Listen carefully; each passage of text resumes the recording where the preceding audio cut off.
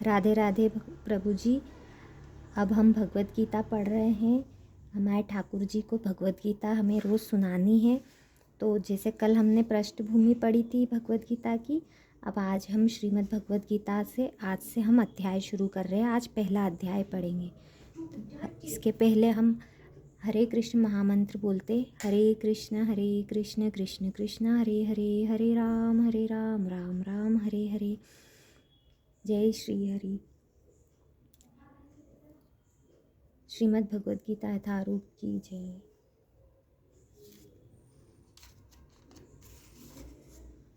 कान्हा जी, अध्याय 1 कुरुक्षेत्र के युद्ध स्थल में सैन्य निरीक्षण। सुनो कान्हा जी। धृतराष्ट्र उवाच। धर्मक्षेत्रे कुरुक्षेत्रे समवेता युयुत्सवः मामकाः पांडवाश्चैव किम कुर्वत संजय। धृतराष्ट्र ने कहा, हे संजय, धर्म भूमि कुरुक्षेत्र में युद्ध की इच्छा से एकत्र हुए मेरे तथा पांडु के पुत्रों ने क्या किया। तात्पर्य, भगवत गीता एक बहुपठित आस्तिक विज्ञान है जो गीता महात्म्य में सार रूप में दिया हुआ है। इसमें यह उल्लेख है कि मनुष्य को चाहिए कि वह श्री कृष्ण के भक्त की सहायता से संवीक्षण करते हुए भगवत गीता का अध्ययन करे और स्वार्थ प्रेरित व्याख्याओं के बिना उसे समझने का प्रयास करे। अर्जुन ने जिस प्रकार से साक्षात भगवान कृष्ण से गीता सुनी और उसका उपदेश ग्रहण किया, इस प्रकार की स्पष्ट अनुभूति का उदाहरण भगवत गीता में ही है। यदि उसी गुरु परंपरा से निजी स्वार्थ से प्रेरित हुए बिना किसी को भगवत गीता समझने का सौभाग्य प्राप्त हो तो वह समस्त वैदिक ज्ञान तथा विश्व के समस्त शास्त्रों के अध्ययन को पीछे छोड़ देता है। पाठक को भगवत गीता में न केवल अन्य शास्त्रों की सारी बातें मिलेंगी, अपितु ऐसी बातें भी मिलेंगी जो अन्यत्र कहीं उपलब्ध नहीं है। यही गीता का विशिष्ट मानदंड है। स्वयं भगवान श्री कृष्ण द्वारा साक्षात उच्चारित होने के कारण यह पूर्ण आस्तिक विज्ञान है। महाभारत में वर्णित धृतराष्ट्र तथा संजय की वार्ताएं इस महान दर्शन के मूल सिद्धांत का कार्य करती है। माना जाता है कि इस दर्शन की प्रस्तुति कुरुक्षेत्र के युद्ध स्थल में हुई, जो वैदिक युग से पवित्र तीर्थ स्थल रहा है। इसका प्रवचन भगवान द्वारा मानव जाति के पथ प्रदर्शन हेतु तब किया गया जब वे इस लोक में स्वयं उपस्थित थे। धर्म क्षेत्र शब्द सार्थक है क्योंकि कुरुक्षेत्र के युद्ध स्थल में अर्जुन के पक्ष में श्री भगवान स्वयं उपस्थित थे। कौरवों का पिता धृतराष्ट्र अपने पुत्रों की विजय की संभावना के विषय में अत्यधिक संदिग्ध था। अतः इसी संदेह के कारण उसने अपने सचिव से पूछा, उन्होंने क्या किया। यह आश्वस्त था कि उसके पुत्र तथा उसके छोटे भाई पांडु के पुत्र कुरुक्षेत्र की युद्ध भूमि में निर्णयात्मक संग्राम के लिए एकत्र हुए हैं।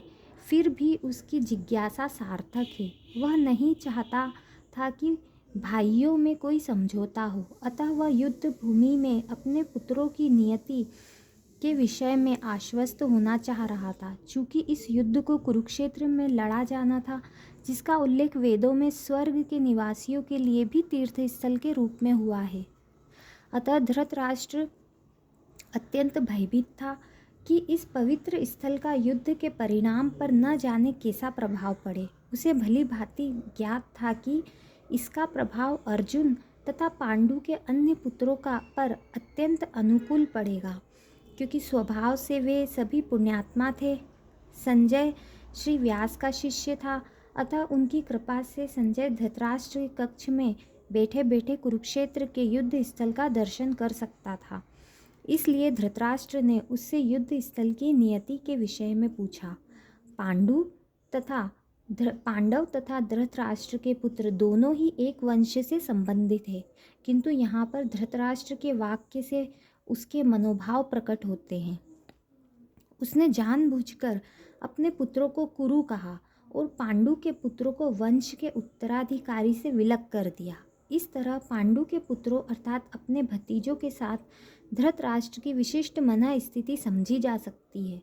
जिस प्रकार धान के खेत से अवांछित पौधों को उखाड़ दिया जाता है, उसी प्रकार इस कथा के आरंभ से ही ऐसी आशा की जाती है कि जहाँ धर्म के पिता श्री कृष्ण उपस्थित हो, वहाँ कुरुक्षेत्र रूपी खेत में दुर्योधन आदि धृतराष्ट्र के पुत्र रूपी अवांछित पौधों को अमूल नष्ट करके युधिष्ठिर आदि नितांत धार्मिक पुरुषों की स्थापना की जाएगी। यहाँ धर्म क्षेत्रे तथा कुरुक्षेत्र शब्दों की उनकी ऐतिहासिक तथा वैदिक महत्ता के अतिरिक्त यही सार्थकता है। हरे कृष्ण।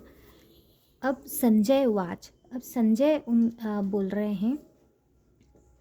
दृष्टा तु पांडवानिकं व्यूढ़ं दुर्योधनस्तदा आचार्यमुपसंजम्य राजा वचनमब्रवीत।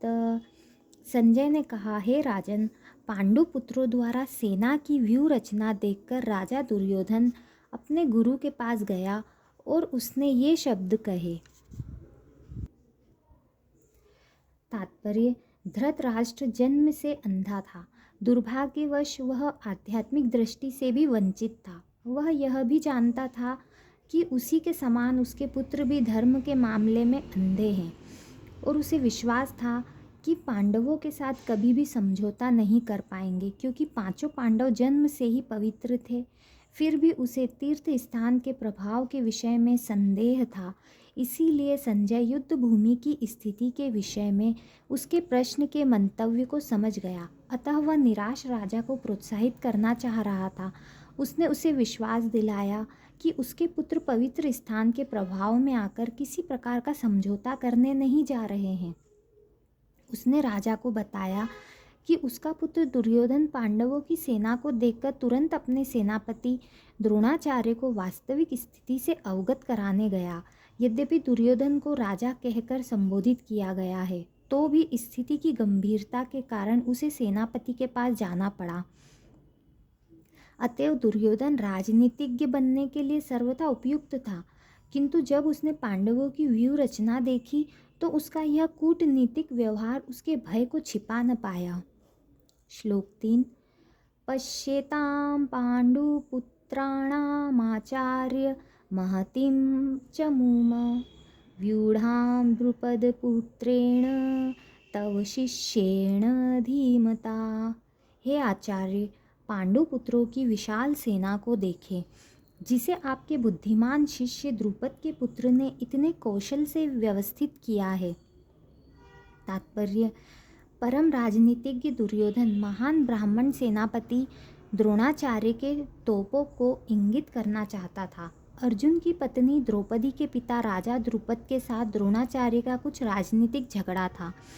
इस झगड़े के फलस्वरूप द्रुपद ने एक महान यज्ञ संपन्न किया, जिससे उसे एक ऐसा पुत्र प्राप्त होने का वरदान मिला जो द्रोणाचार्य का वध कर सके। द्रोणाचार्य इसे भली भांति जानता था, किंतु जब द्रुपद का पुत्र धृष्टद्युम्न युद्ध शिक्षा के लिए उसको सौंपा गया, तो द्रोणाचार्य को उसे अपने सारे सैनिक रहस्य प्रदान करने पड़े।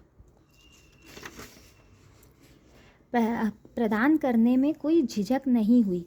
अब धृष्टद्युम्न कुरुक्षेत्र की युद्ध भूमि में पांडवों का पक्ष ले रहा था, और उसने द्रोणाचार्य से जो कला सीखी थी उसी के आधार पर उसने यह व्यूह रचना की थी। दुर्योधन ने द्रोणाचार्य की इस दुर्बलता की ओर इंगित किया, जिससे वह युद्ध में सजग रहे और समझौता न करे। इसके द्वारा वह द्रोणाचार्य को यह भी बताना चाह रहा था कि कहीं वह अपने प्रिय शिष्य पांडवों के प्रति युद्ध में उदारता न दिखा बैठे।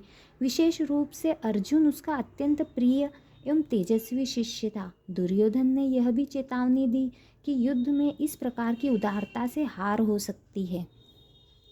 श्लोक 4। अत्र शूरा महेश्वासा भीमार्जुन समायुधि युयुधानो विराटस्य द्रुपदश्च महारथः। इस सेना में भीम तथा अर्जुन के समान युद्ध करने वाले अनेक वीर धनुर्धर हैं, यथा महारथी युयुधान, विराट तथा द्रुपद।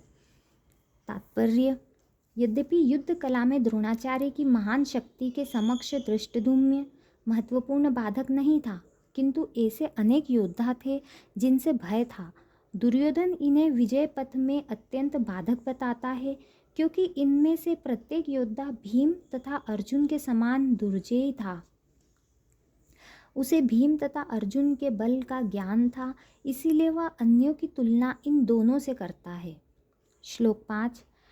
धृष्टकेतुश्चेकितान् काशीराजश्च वीर्यवान् पुरुजित् कुन्तीभोजश्च शैब्यश्च नरपुण्डवः। इनके साथ ही धृष्टकेतु, चेकितान, काशीराज, पुरुजित, कुंती भोज तथा शैब्य जैसे महान शक्तिशाली योद्धा भी हैं। श्लोक 6। युधामन्युश्च विक्रांत उत्तमोजाश्च वीर्यवान् सौभद्रो द्रौपदेयाश्च सर्व एव महारथाः। पराक्रमी युधामन्यु, अत्यंत शक्तिशाली उत्तमोजा, सुभद्रा का पुत्र तथा द्रौपदी का पुत्र, ये सभी महारथी है। श्लोक 7। अस्माकं तु विशिष्टा ये त्रिबोध द्विजोत्तम नायका मम सैन्यस्य संज्ञार्थं तान् ब्रवीमीते। किंतु हे ब्राह्मण क्षेत्र, आपकी सूचना के लिए मैं अपनी सेना के उन नायकों के विषय में बताना चाहूँगा जो मेरी सेना को संचालित करने में विशेष रूप से निपुण है। श्लोक 8। भवान् भीष्मस्य कर्णस्य कृपस्य सिमितिच्छ संजय अश्वत्थामा विकर्णस्य सोमदत्तिस्तथैव। मेरी सेना में स्वयं आप, भीष्म, कर्ण, कृपाचार्य, अश्वत्थामा, विकर्ण तथा सोमदत्त का पुत्र भूरिश्रवा आदि है, जो युद्ध में सदैव विजयी रहे। तात्पर्य: दुर्योधन और उन अद्वितीय युद्ध वीरों का उल्लेख करता है जो सदैव विजयी होते रहे हैं। विकर्ण दुर्योधन का भाई है, अश्वत्थामा द्रोणाचार्य का पुत्र है और सोमदत्ती या भूरिश्रवा बाहिलिकों के राजा का पुत्र है। कर्ण अर्जुन का आधा भाई है, क्योंकि वह कुंती के गर्भ से राजा पांडु के साथ विवाहित होने के पूर्व उत्पन्न हुआ था। कृपाचार्य की जुड़वा बहन द्रोणाचार्य को ब्याही थी। श्लोक 9। अन्ये च बहवः शूरा मदर्थे त्यक्तजीविताः नानाशस्त्रप्रहरणाः सर्वे युद्धविशारदाः। ऐसे अन्य अनेक वीर भी हैं जो मेरे लिए अपना जीवन त्याग करने के लिए उद्यत है। वे विविध प्रकार के हथियारों से सुसज्जित है और युद्ध विद्या में निपुण है। तात्पर्य: जहाँ तक अन्यों का यथा जयद्रथ, कृतवर्मा तथा शल्य का संबंध है, वे सब दुर्योधन के लिए अपने प्राणों की आहुति देने के लिए तैयार रहते थे। दूसरे शब्दों में यह पुनर्निश्चित है कि वे अब पापी दुर्योधन के दल में सम्मिलित होने के कारण कुरुक्षेत्र के युद्ध में मारे जाएंगे। निसंदेह अपने मित्रों की संयुक्त शक्ति के कारण दुर्योधन अपनी विजय के प्रति आश्वस्त था।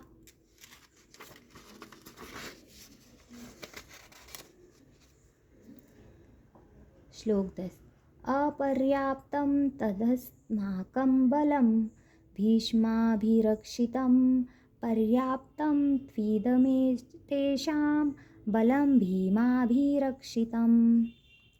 हमारी शक्ति अपरिमेय है और हम सब पितामह द्वारा भली भांति संरक्षित है, जबकि पांडवों की शक्ति भीम द्वारा भली भांति संरक्षित होकर भी सीमित है।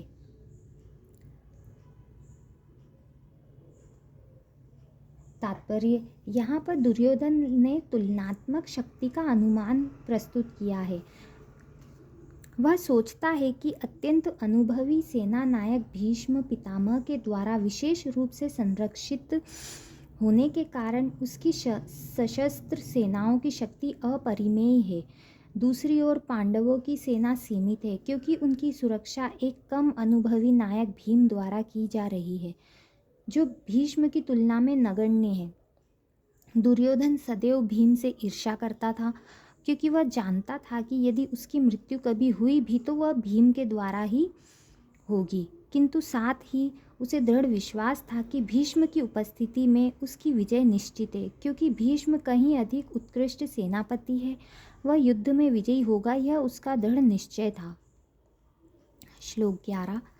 अयनेषु च सर्वेषु यथा भागमवस्थिताः भीष्ममेवाभिरक्षन्तु भवन्तः सर्व एव हि।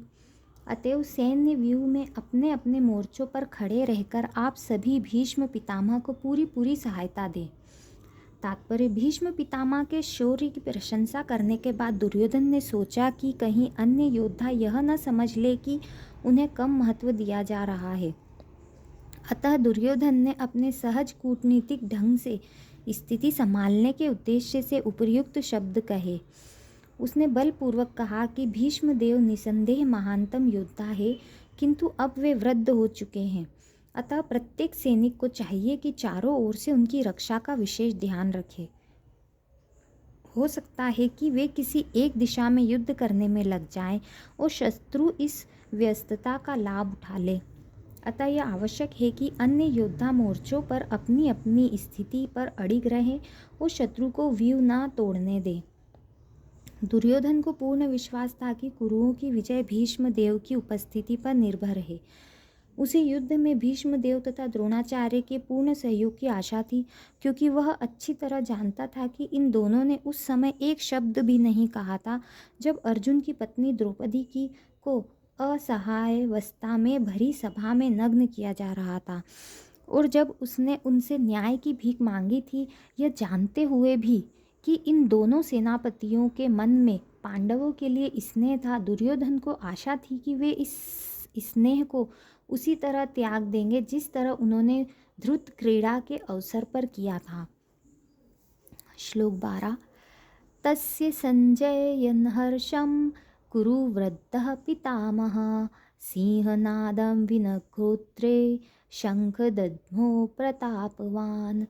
जब कुरुवंश के वयोवृद्ध परम प्रतापी एवं वृद्ध पितामह ने सिंह गर्जना की सी ध्वनि करने वाले अपने शंख को उच्च स्वर में बजाया, जिससे दुर्योधन को हर्ष हुआ।